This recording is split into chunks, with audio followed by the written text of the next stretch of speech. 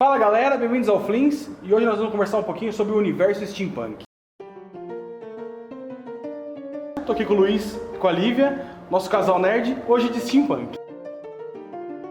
Steampunk ele acabou sendo um pouco uma variação do gênero cyberpunk que a gente tinha algum tempo atrás, usando ideias de literatura como o Júlio Verne, que tem aquela questão de um maquinário da época, só que muito mais avançado. A tecnologia a vapor estava crescendo na época, então Júlio Verne falava muito disso, George Wells na Máquina do Tempo. Num cenário retrofuturista.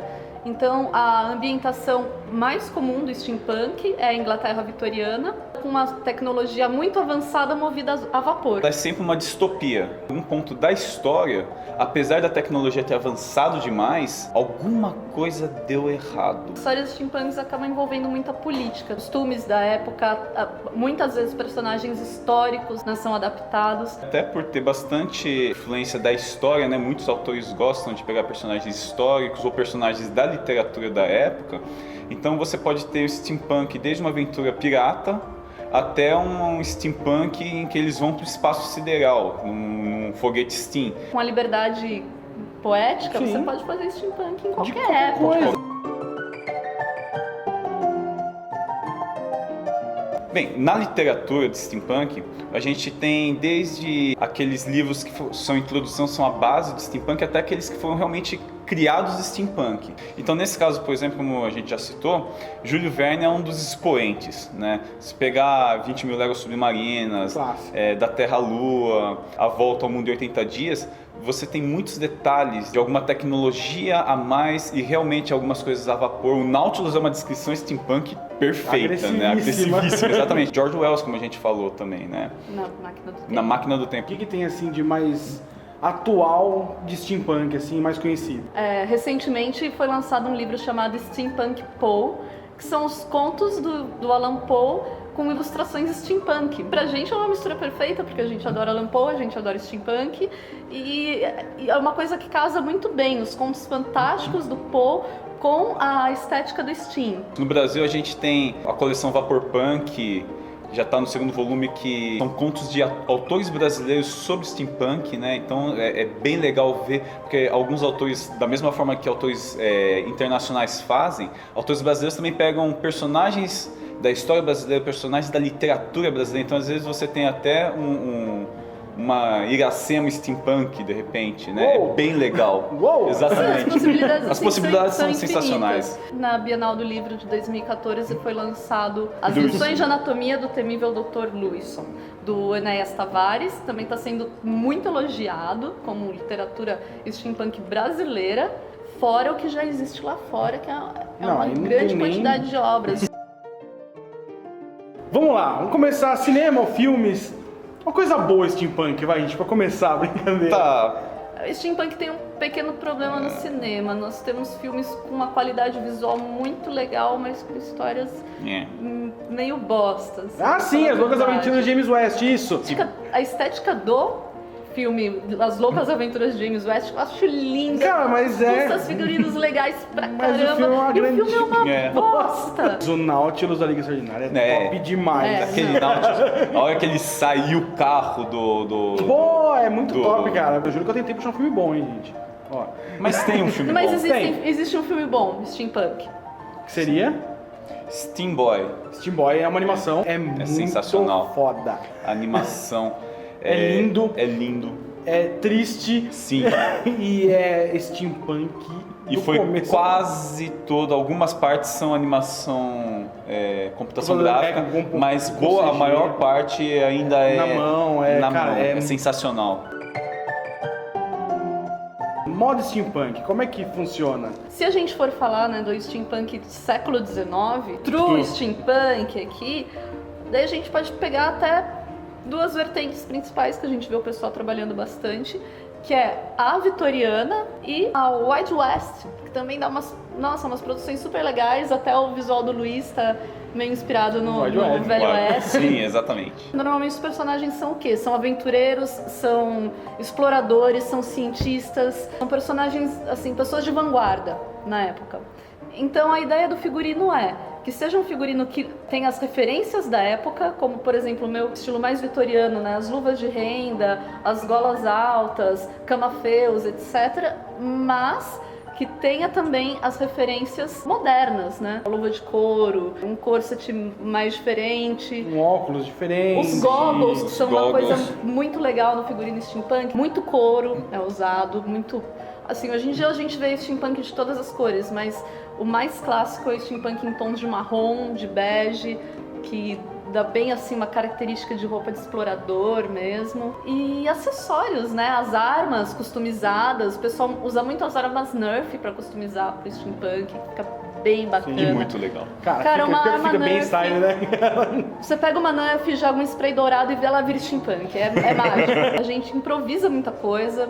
A gente acaba comprando muita coisa em brechó. Aliás, gente, dica, procurem coisas em brechó. Acabam achando coisas muito legais e com um preço, assim, inacreditável. Por exemplo, essa blusa que eu tô usando, eu comprei num brechó, paguei R$1 nela. Aí Que sim. é totalmente steampunk. Os acessórios muita gente acaba fazendo, porém, aqui no Brasil a gente já tem pessoas que são especializadas em fazer. Produzir esse produzir. material, né? Por exemplo, a Lili Angélica, que é estilista já há muitos anos, acho que ela foi uma das primeiras que começou a fazer vestuário steampunk no Brasil para alugar, para vender. Temos a Trapézia Costumes, que faz figurinos e acessórios muito legais. Tem a Naná Reine, que tem um trabalho muito bacana. Eu diria que é steampunk assim na essência, porque ela recicla materiais para fazer acessórios steampunk. A gente acaba fazendo muita coisa, mas a gente também tem essa oportunidade, hoje em dia, de adquirir os produtos feitos aqui no Brasil mesmo. Sem ter que importar nada, né? Exatamente. Por artesãos muito competentes. O steampunk, né, como eu falei, ele também abrange a música. A gente pode citar o Abney Park. Eles têm um trabalho muito bacana, que além da música, eles têm um trabalho visual fantástico, os dançarinas no palco. Tem o Steam Powered Giraffe também, que a temática dele steampunk é muito legal, porque eles trabalham bem artístico também, porque eles têm a produção, tem toda essa questão do visual. Nós temos também o The Cop is Dead, que também é uma banda com som steampunk muito bom, um cantor muito bacana que trabalha com steampunk, Deck Cabaré, enfim, também é o Voltaire, que tem aí vários anos de carreira, tem um som sensacional e também toda a produção visual. E o legal da parte musical dessas bandas é que justamente elas nos dão uma trilha sonora pro Steam. Às vezes a gente não pensa na música, né, no som. O que toca num cabaré Steam, por exemplo? O que toca numa corte Steam? Né? E essas bandas nos apresentam isso. Dá uma ideia das vertentes que tem no steampunk. Hoje em dia são inúmeras vertentes do steampunk. Esses dias eu peguei uma lista, eu não sabia que existiam tantas subclasses steampunk, de verdade. Eu vou aproveitar essa deixa eu falar Rocketeer, cara. Eu queria falar de Rocketeer no steampunk e eles falaram assim, não é steampunk. Não é steampunk. Como assim, cara? É dieselpunk, Dieselpunk, cara? Putz, dieselpunk. cara, Rocketeer é tão foda. Vou falar de Rocketeer. Mas só é não legal falar porque nada. o dieselpunk, não, pode colocar, né? O dieselpunk, ele é legal porque ele seria mais ou menos uma continuação Do Steam. do Steam e mais ou menos na mesma questão, só que, por exemplo, você troca, por exemplo, um cabaré do século passado, você troca por um bar com gangsters. Você toca pra um saloon. Você troca Na verdade, por um o salão. dieselpunk se passa na década de 40, né? 30, 40, e você Sim. troca tecnologia a vapor pela tecnologia diesel. Pô, E daí tem muitas histórias pra fazer Muito. com a, enfim, Segunda Guerra e etc. Também Exatamente. tem um leque enorme de possibilidades. Outra vertente que eu não conheci, que eu achei muito bacana, foi o Elf Punk. Seria uma vertente mais voltada pro lado da fantasia, né, de fadas, elfos, como diz o nome, uma coisa assim bem de contos de fadas, porém com o toque steampunk. E essa semana nós estamos tendo a Semana Steampunk para comemorar a vindoura SteamCon. A SteamCon vai acontecer no dia 8 e 9 de agosto em Paranapiacaba. Serão 2 dias totalmente dedicados ao steampunk, numa cidade muito linda que quem ainda não conhece precisa conhecer. Então, se você quiser mais informações sobre esse evento e quiser participar, acesse a página deles no Facebook, SteamConBR. Eu espero que vocês tenham gostado do vídeo. Então sigam aí as nossas páginas. Um abraço e até a próxima. Até a próxima.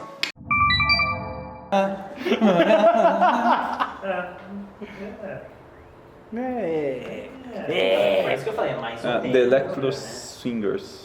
Amor, Caraca. sua letra é uma bosta. Oh, meu Desculpa, mas eu me esforço, às vezes não dá pra Vocês mim. estão aí no... Gente, é sério, tá difícil ler isso daqui. Tá difícil.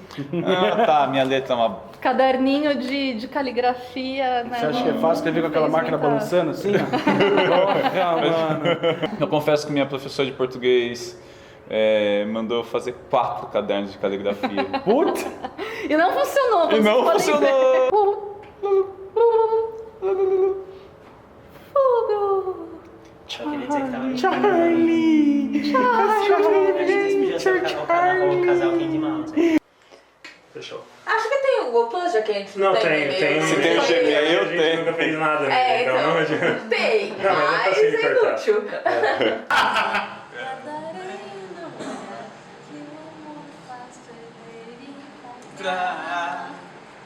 Chorando história, ao lembrar de um que um dia, um instante foi. Nossa, sério, eu tô inteira dessa bosta, meu. Essa é bem steampunk. Essa é Não, esse é totalmente steampunk. steampunk.